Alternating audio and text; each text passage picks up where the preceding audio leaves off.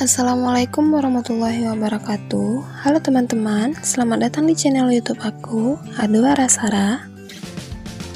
Channel ini sebuah tayangan mengenai perkembangan dunia tata boga. Pada episode kali ini, aku akan mengajak teman-teman untuk mengenal lebih dekat mengenai keterampilan tata boga. Untuk itu, kita harus mengerti konsep dasar dari tata boga itu sendiri. Dan hari ini kita akan mempelajari tentang membuat bumbu dasar. Namun sebelum lanjut, silakan teman-teman mengklik tombol subscribe untuk berlangganan di channel Adwara dan aktifkan tombol lonceng teman-teman untuk mendapatkan update video dari channel. Bagi teman-teman yang menyukai video ini, silakan klik tombol like. Jika ada masukan dan saran-saran yang lain, teman-teman bisa tolong komen di kolom komentar di bawah ini. Bagikan juga ke seluruh media sosial yang teman-teman punya agar video ini lebih bermanfaat untuk banyak orang. Bumbu dasar Indonesia terdiri dari 3 macam, yaitu bumbu dasar putih, bumbu dasar kuning, dan bumbu dasar merah. Di Indonesia banyak sekali keanekaragaman masakan yang kita kenal, mulai dari Sabang sampai Merauke, hanya menggunakan 3 macam bumbu dasar ini. Bumbu dasar merupakan dasar dari semua masakan yang akan kita olah. Yang pertama itu ada bumbu dasar putih. Bumbu dasar putih digunakan untuk mengolah masakan yang berwarna putih. Bumbu dasar putih dibuat dari bahan bumbu antara lain bawang putih dan juga bawang merah. Namun terkadang bumbu putih telah juga ditambahkan kemiri dan ketumbar di dalamnya. Bisa digunakan untuk beberapa masakan saja seperti sayur lodeh, ase lidah, gudeg, terik daging, sayur bobor, tempe bacem, dan juga opor. Yang kedua, bumbu dasar kuning. Bumbu dasar kuning digunakan untuk mengolah masakan yang berwarna kuning. Bumbu dasar kuning yang menggunakan bahan bumbu kunyit menjadi ciri khas bumbu.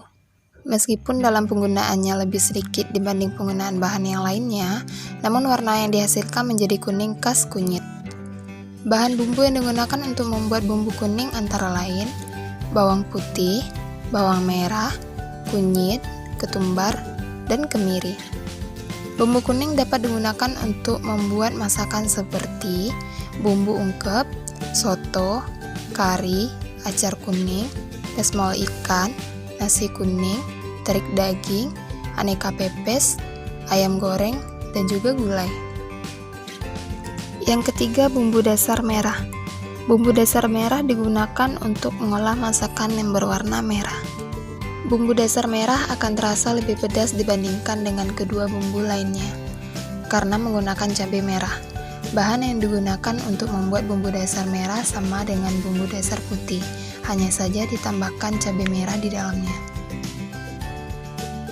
Bumbu dasar merah biasa digunakan untuk membuat masakan seperti ayam panggang, sambal goreng, bumbu sambal goreng, rendang, kering tempe, pepes, sambal bajak, aneka gulai, ayam bumbu rujak, telur balado, dan sebagainya. Selanjutnya aku akan menjelaskan bagaimana cara mengolah bumbu dasar tersebut. Yang pertama itu alat-alat yang akan kita gunakan. Di sini ada pisau dan talenan, ada cobek atau bisa diganti blender, ada spatula, dan ada wadah untuk tempat meletakkan bumbu tersebut. Cara membuat bumbu dasar putih. Bahannya 5 butir kemiri, 9 siung bawang merah, 5 siung bawang putih, 4 sendok makan minyak goreng. Cara membuatnya, pertama potong-potong bawang merah dan bawang putih. Yang kedua, masukkan semua bahan ke dalam blender atau cobek, lalu haluskan bumbu.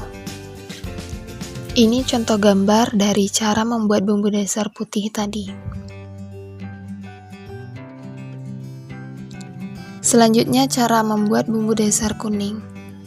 Bahannya 5 butir kemiri, 9 siung bawang merah, 5 siung bawang putih, 4 sendok makan minyak goreng, 2 cm kunyit. Cara membuatnya, yang pertama potong-potong bawang merah, bawang putih, dan juga kunyit. Yang kedua, masukkan semua bahan ke blender atau cobek, lalu haluskan bumbu.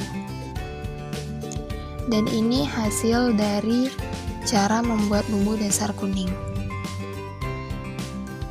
Terakhir, cara membuat bumbu dasar merah. Bahannya 5 butir kemiri, 9 siung bawang merah, 5 siung bawang putih, 4 sendok makan minyak goreng, 9 buah cabai merah. Cara membuatnya: pertama, potong-potong bawang merah, bawang putih, dan juga cabai merah. Yang kedua, masukkan semua bahan ke dalam blender atau cobek, lalu haluskan bumbu. Ini adalah contoh gambar dari cara membuat bumbu dasar merah tadi. Ketiga bumbu ini memiliki tekstur yang sama. Untuk itu, kita harus tahu bagaimana kriteria bumbu dasar yang baik. Kriteria bumbu dasar yang baik. Yang pertama, pilihlah bumbu yang masih segar. Yang kedua, aroma khas bumbu, tidak bau tengik dan juga tidak asam. Yang ketiga, warnanya tidak pucat dan tidak berlebihan. Yang keempat, masih segar. Setelah kita mengetahui kriteria bumbu yang baik dan juga cara membuatnya, kita juga harus tahu bagaimana cara menyimpan bumbu yang telah kita haluskan. Cara menyimpan bumbu yang telah dihaluskan. Yang pertama, bumbu harus benar-benar dalam keadaan matang atau masak. Yang kedua, dimasukkan dalam botol kaca. Jika dikemas dalam botol plastik, bumbu harus dalam keadaan dingin baru dimasukkan dalam botol atau plastik. Yang ketiga, setelah dingin, ditutup rapat dan diberi label, disimpan dalam refrigerator dengan suhu 10 derajat Celcius sampai 15 derajat Celcius. Dari 3 macam bumbu dasar ini, kita bisa membuat berbagai macam masakan. Nah teman-teman, demikianlah pembelajaran tentang 3 macam bumbu dasar.